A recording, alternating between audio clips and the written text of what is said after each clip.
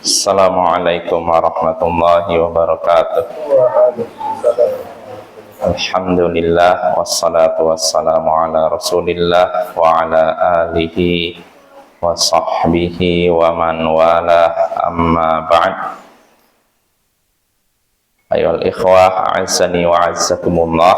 Kita lanjutkan pembacaan kitab Al-Adabul Mufrad karya Imam Al-Bukhari. Berkata Imam Al-Bukhari rahimahullahu ta'ala, haddatsana Sulaiman bin Dawud Abu Rabi' haddatsana Ismail bin Ja'far haddatsana Al-Ala bin Abdurrahman an abihi an Abi Hurairah anna Rasulullah sallallahu alaihi wasallam qala la yadkhulul jannata man la ya'manu jaruhu bawa'iqahu. Telah menceritakan kepada kami Sulaiman bin Dawud Abu Rabi'. Ia berkata, telah menceritakan kepada kami Ismail bin Ja'far. Ia berkata, telah menceritakan kepada kami Al-Ala bin Abdurrahman dari ayahnya dari Abu Hurairah bahwasanya Rasulullah sallallahu alaihi wasallam bersabda, tidak akan masuk surga orang yang tetangganya tidak merasa aman dari kejahatannya. Tidak akan masuk surga orang yang tetangganya tidak merasa aman dari kejahatannya. Insyaallah maknanya jelas ya. Jadi di sini dalam hadis ini Nabi menyebutkan ancaman seseorang tidak akan masuk surga ketika tetangganya tidak merasa aman dari kejahatannya. Artinya orang ini selalu menyakiti tetangganya, mengganggu tetangganya, dan berbuat jahat kepada tetangganya. Nah, karena perbuatannya tersebut, maka dia tidak akan masuk surga ya.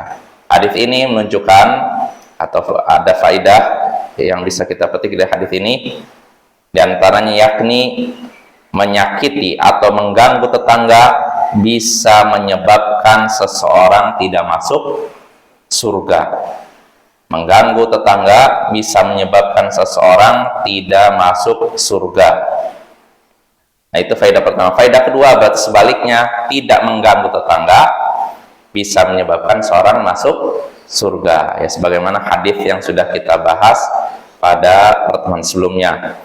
Lalu faedah terakhir yang bisa kita petik dari hadis ini, tidak masuk menyakiti tetangga juga itu tanda lemahnya iman seseorang. Menyakiti dan mengganggu tetangga itu tanda yang menunjukkan lemahnya iman seseorang ya. Dari mana kita bisa mengambil faedah ini? Karena ketika seorang dinyatakan tidak masuk surga, itu menunjukkan imannya lemah ya.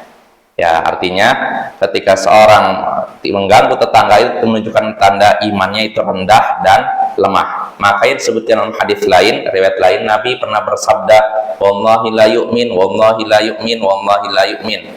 Demi Allah tidak akan beriman. Demi Allah tidak akan beriman. Demi Allah tidak akan beriman. Demi Allah tidak beriman, demi Allah tidak beriman, demi Allah tidak beriman. Disebutkan sampai 3 kali. Lalu Nabi pun berkata, siapa yang tidak beriman sini? Yaitu orang yang tetangganya tidak merasa aman dari kejahatannya. Nah, itu menunjukkan menyakiti tetangga, mengganggu tetangga, menunjukkan tanda lemah dan rendahnya iman seseorang. Wassallallahu ala nabiyyina Muhammadin wa ala alihi wa sahbihi ajma'in. Wa akhiru da'wana anil hamdulillahi rabbil alamin.